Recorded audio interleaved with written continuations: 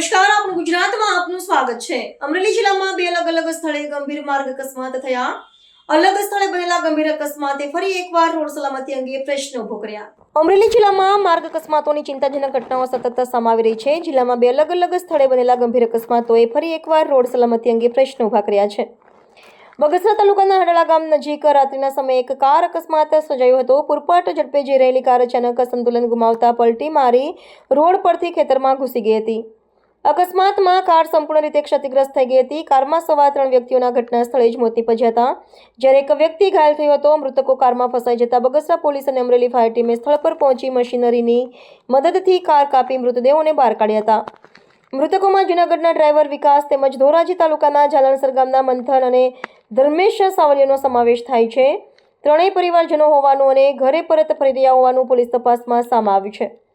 મૃતદેહોને postmortem માટે Junagadh hospital ખસેડવામાં આવ્યા છે અને બગસરા પોલીસે વધુ તપાસ હાથ ધરી છે। બીજી તરફ લાઠી તાલુકાના ટોડા ગામ પાસે બોલેરો પિકઅપ અને ટ્રાવલ્સ વચ્ચે અકસ્માત સર્જાયો હતો। અકસ્માતમાં એક વ્યક્તિ વાનમાં ફસાઈ ગયો હતો અને ઘટનાની જાણ થતાં અમરેલી ફાયર એન્ડ ઇમરજન્સી સર્વિસની ટીમ તાત્કાલિક સ્થળ પર પહોંચી હતી।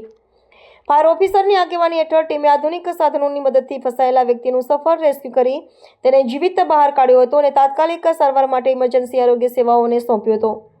એક તરફ જીવલેણ અકસ્માતમાં 3 લોકોના મોત અને બીજી તરફ સમયસર રેસ્ક્યુથી એક વ્યક્તિનો જીવ બચી જતા જિલ્લામાં માર્ગ સલામતી, ઝડપ નિયંત્રણ અને સતર્કતા અંગે ફરી વિચારવાની જરૂરિયાત ઊભી થઈ છે।